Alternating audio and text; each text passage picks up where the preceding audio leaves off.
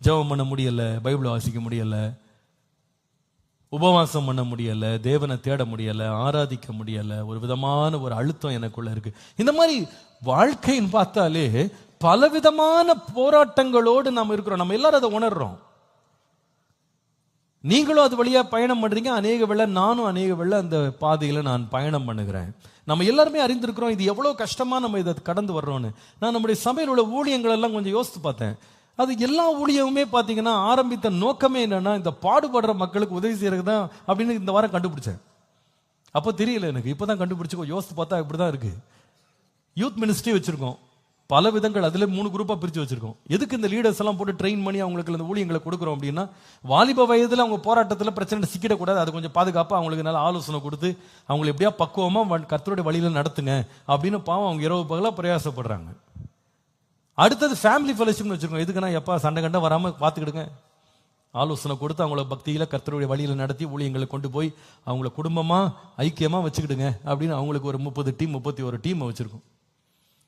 அடுத்தது பார்த்தீங்கன்னா ஷம்மா ஃபெலோஷிப்னு வச்சிருக்கோம். அவங்க என்னன்னா, கணவனை இழந்து நிற்கிறாங்க, அவங்க மனம் சோர்ந்து போயிடக்கூடாது, வாழ்க்கையே வேண்டான்னு வெறுத்துடக்கூடாது, பிள்ளைங்களை கைவிட்டக்கூடாது, அவங்களுக்கு ஏதாவது உதவிகள் செய்து அவங்களுக்கு கவனித்து பராமரித்து அவங்க பிரச்சனையை கொஞ்சம் குறைக்க ட்ரை பண்ணுவோம்.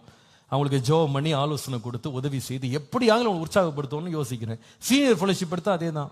60 வயசு காண பிறகு யாரும் பாஸ்டர் பிள்ளை யாரும் பேச மாட்டேங்கிறான், தனியாக இருக்கும், மன அழுத்தத்தில் இருக்கும், வியாதி வந்தாலும் பார்க்குற காலம் இல்லை. சரி, நீங்களை கவனிக்கிறதுக்கு 20 டீமை போட்டு அவங்களுக்குள்ள வயதானவங்களை எல்லாரையும் பராமரிக்கிறதுக்கு ஒரு குழு.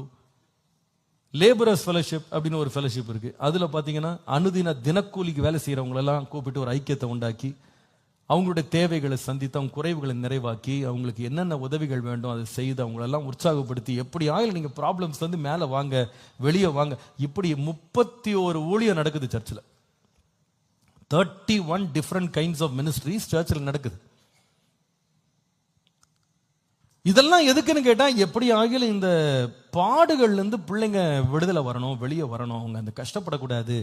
குட் சமாரிட்டன் ஒரு மினிஸ்ட்ரி வச்சிருக்கோம், நீங்க நிறைய பேர் அறிஞ்சிருக்கிறீங்க. அந்த மினிஸ்ட்ரி மூலமா யாரெல்லாம் வியாதிப்பட்டிருக்காங்களோ, ஆக்சிடென்ட்ல சிக்கிறாங்களோ, இறந்து போறாங்களோ, உடனே அந்த டீம் அங்க போறாங்க.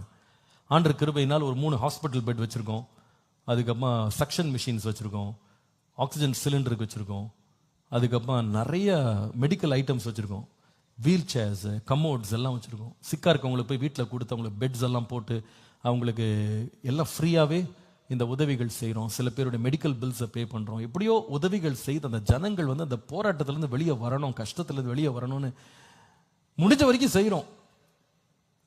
ஆனால் எவ்வளவு ஊழியங்கள் ஆரம்பித்தாலும், எவ்வளவுதான் நம்ம ஜெபம் பண்ணாலும், ஆலோசனை கொடுத்தாலும்